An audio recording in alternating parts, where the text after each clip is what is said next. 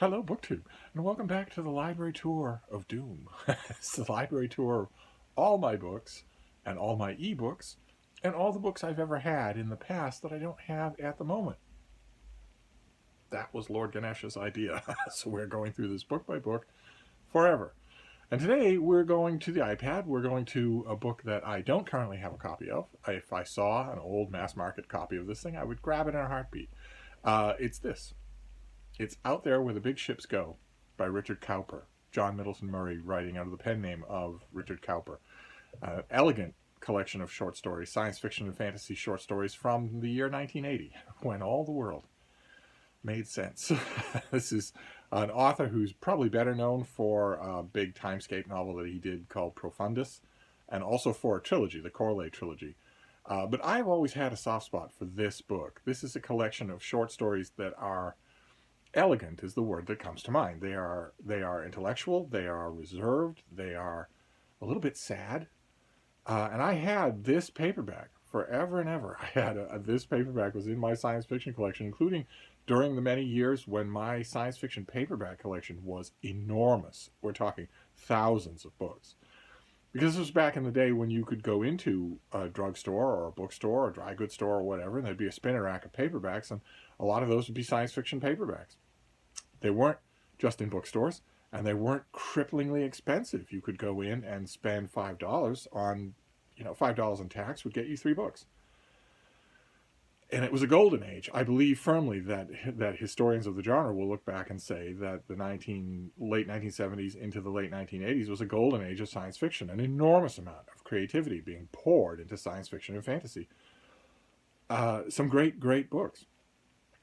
Usually now when you go online, if you go to places like Amazon or eBay and you ask for vintage science fiction, you will get things from the late 90s and the turn of the 21st century.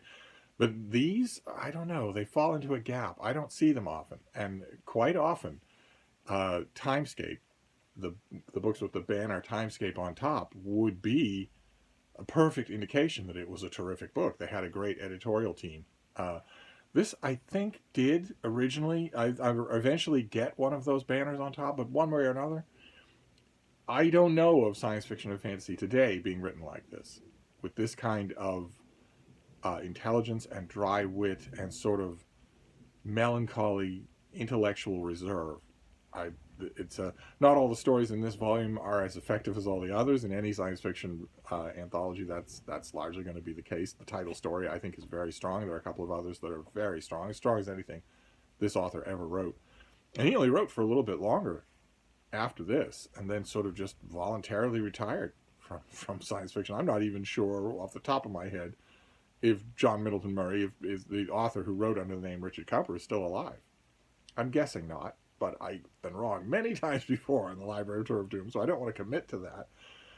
But if I were searching for science fiction, if I found a neat, old, genuinely vintage collection of these old things from the 1980s, and I saw this, I would grab it in a heartbeat and reread it. I'm sure that it will never be anthologized. I'm sure that it will never be reprinted. I'm sure there will never be a really nice archival hardcover. So I would have to settle for this with yellowing, crumbling pages and bad binding, and I would do my best.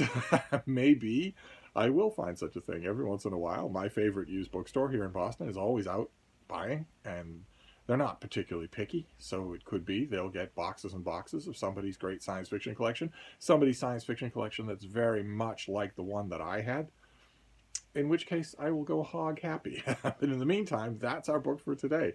It's I want to start working in books from my book journal that I don't actually have an ebook copy or unprinted book, and this is one of them. Maybe this week we'll do that. Maybe this week will be dedicated just to play a little catch up. I don't usually put themes into the Library Tour of Doom, but maybe this week we'll do books that I don't actually have, but that I have had and that I can recommend to you. So, although we're also going to do all the books that I can't recommend to you. That's only fair. It is a library tour after all. But that's your book for today. A classic, should be a classic anthology of one author's short stories of science fiction and fantasy. Terrific book. If you ever see it in a used bookstore, grab it, because it's fantastic. So there you go. That's your Library Tour of Doom for today. We shall see what tomorrow brings. Thank you, BookTube.